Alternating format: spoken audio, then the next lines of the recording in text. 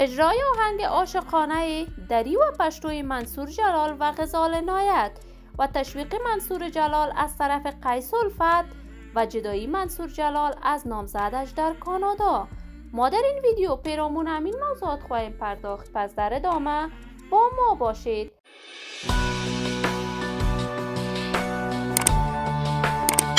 سلام، شما را خوش آمدید میگم به یکی دیگر از ویدیوهای جذاب کانال دنیا اینفو. برای حمایت از من علامت سابسکرایب را فشار دهید تا از ویدیوهای دیگر کانال ما هم آگاه شوید. منصور جلال، هنرمند جوان ولی محبوب و ناماشنای افغانستان، منصور کارهای هنری خود را از برنامه رقابتی ستاره افغان تلویزیون طلوع آغاز کرد و توانست در این پروسه رقابتی مقام دوم را از آن خود کند. منصور جلال تحت حمایت خاصی از قیس الفت قرار داشت و چندین بار قیس الفت با منصور جلال آهنگ دوگانه اجرا می کرد. منصور جلال بیشتر اوقات عاشقانه می خواند ولی در سبک غزل و پاپ هم از هنر والای برخوردار بود. منصور جلال خانواده‌اش در کانادا بود و این نظر به شوق و علاقه‌ای که به برنامه ستاره افغان داشت در افغانستان زندگی می کرد و در این پروسه رقابتی اشتراک کرد.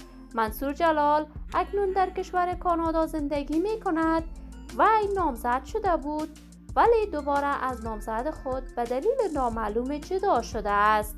منصور جلال در کانادا خواسته با غزال عنایت آهنگ عاشقانه به زبان شیرین دری و پشتو ثبت کند و غزال عنایت هم با کمال میل ثبت این آهنگ را با منصور جلال پذیرفته است. این کار هنری منصور جلال و غزال عنایت از طرف قیس الفت تشویق و حمایت فراوان شده است و بر علاوه قیس الفت نشر این خبر در صفحات مجازی از طرف منصور جلال مورد حمایت و تشویق فراوانی از علاقه‌مندانش قرار گرفته است.